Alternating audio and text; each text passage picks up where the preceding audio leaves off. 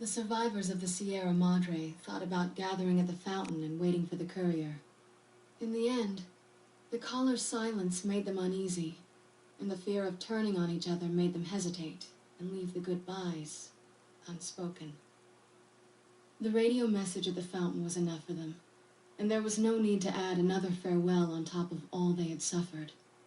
Dog forgot himself, as did the voice that raged within him.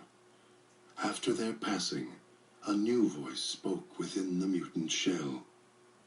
It was difficult for the voice to remember the two it once was. There was the beast, dog, consumed by hunger, and the other in reverse, the one consumed by control. Both were driven by need for the other. The courier brought them together somehow, joined the two into one. All that happened at the Sierra Madre was a faint memory to the new personality, like a flickering light in the clouds of the mind.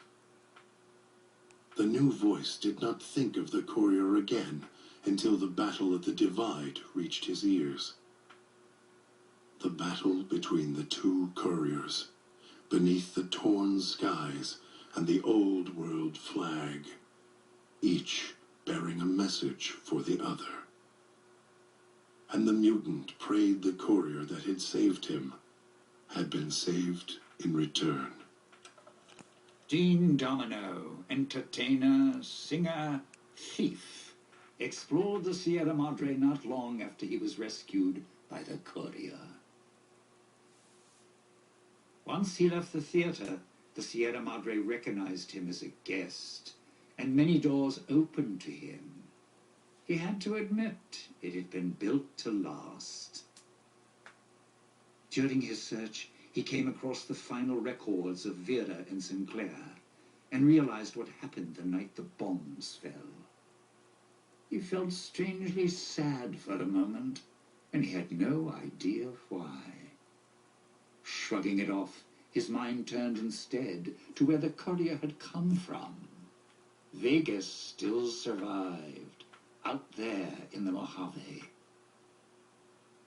Its sights, sounds, and casinos, ripe for the taking.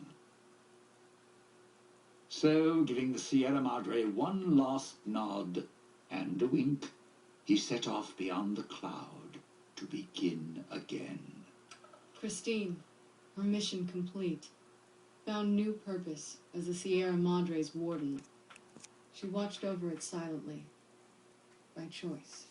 Over time, the ghost people came to see her as one of the holograms. They would watch, silently, as she walked among them.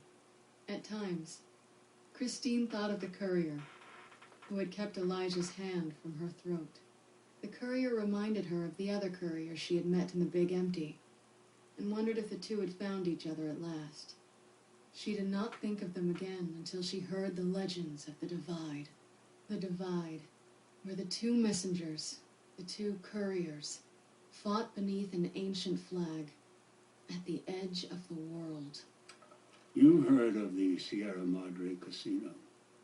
We all have. The legend, the curses. Some foolishness about it lying in the middle of a city of dead. A city of ghosts, beneath a blood-red cloud. A bright, shining monument, reaching out, luring treasure hunters to their doom. An illusion. A promise that you can change your fortunes. Begin again. Finding it, though. That's not the hard part. It's letting go. It's letting go. It's letting go. It's letting go. It's letting go.